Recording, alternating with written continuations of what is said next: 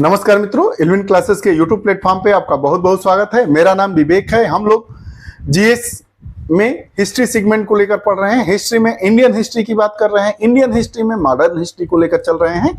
आज हम अपनी कक्षा में बंग भंग आंदोलन और स्वदेशी आंदोलन से जुड़े कुछ महत्वपूर्ण तथ्यों पर बात करेंगे। मेरा नाम विवेक है और आपका इल्विन क्लासेस के यूट्यूब प्लेटफॉर्म पे बहुत बहुत स्वागत है। एक आवश्यक जानकारी आप लोगों के साथ साझा करना चाहता हूं।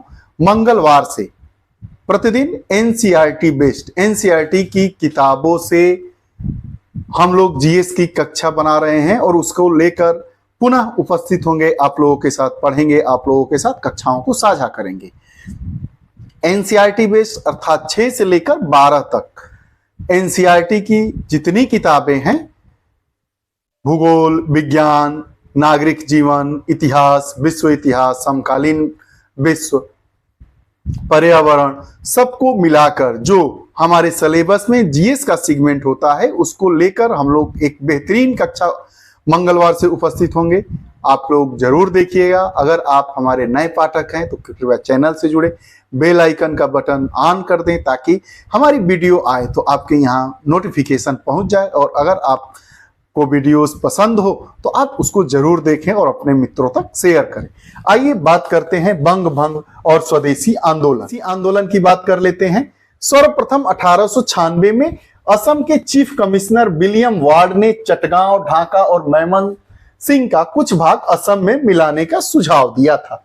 1903 में बंगाल के लेफ्टिनेंट गवर्नर एंड्रयू फ्रेजर ने विलियम वार्ड की योजना को विस्तृत रूप देकर ढाका, मैमनसिंह, चटगांव को असम में मिलाने का सुझाव रखा, जिसका कर्जन ने समर्थन किया। 19 जुलाई 1905 को भारत सरकार ने बंगाल के 2 टुकड़े करने का प्रस्ताव रखा। बंगाल विभाजन बार बार पूछता है। 1905 इस प्रस्ताव के अनुसार पूर्वी बंगाल और असम को मिलाकर नया प्रांत बनाया गया, जिसका क्षेत्रफल 16,540 वर्ग मील, जनसंख्या 3 करोड़ 10 लाख, 1 करोड़ 80 लाख मुसलमान और 1 करोड़ 20 लाख हिंदू थे। 1905 में जब बंगाल का विभाजन किया गया तो बंगाल को 2 हिस्सों में बांटा गया।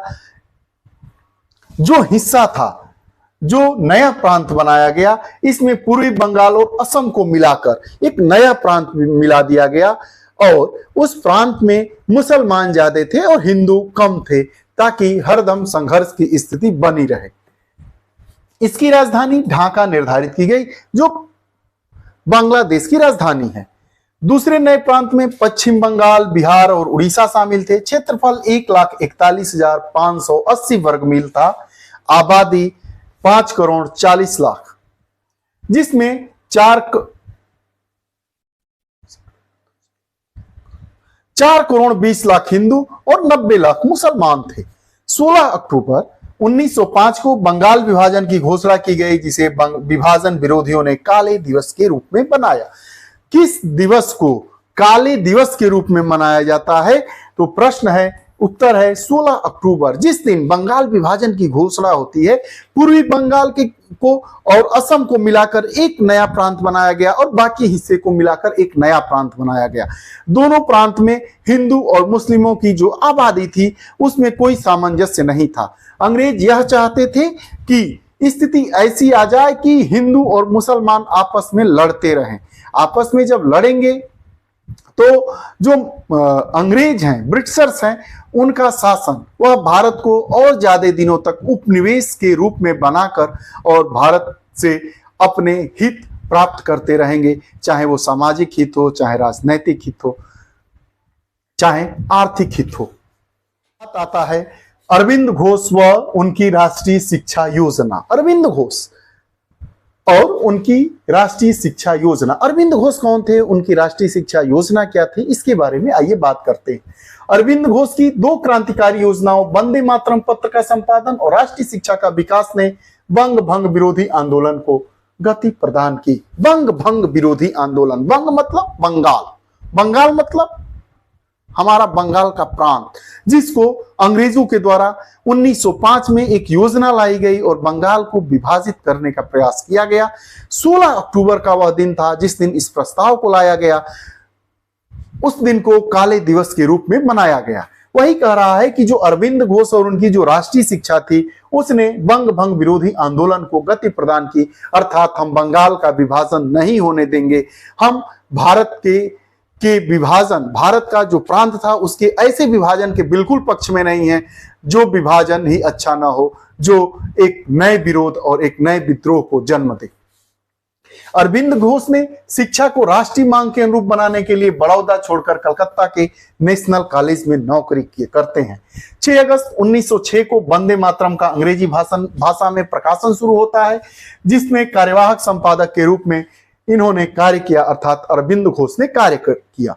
वंदे मातरम में प्रकाशित लेखों में 11 अप्रैल से 23 अप्रैल 1907 के अंकों में निष्क्रिय प्रतिरोध के सिद्धांत शीर्षक के अंतर्गत 7 बड़े लेख प्रसिद्ध हुए, जिन्हें बाद में न्यू लैब फॉर ओल्ड्स नामक पुस्तक में श्रृंखलाबद्ध किया गया। प्रश्न पूछता है कि वह कौन से लेख थे जिन्हें न्यू लैब्स फॉर ओल्ड्स नामक पुस्तक में स्थान दिया गया, तो वंदे मातरम में निकाला गया वह लेख ही था जिसका प्रकाशन 11 अप्रैल से 23 अप्रैल 1907 के अंकों में किया गया था, वही वह लेख था। इन लेखों और अरविंद घोष की गतिविधियों के विरुद्ध राजद्रोह का आरोप लगाकर मुकदमा चलाया गया।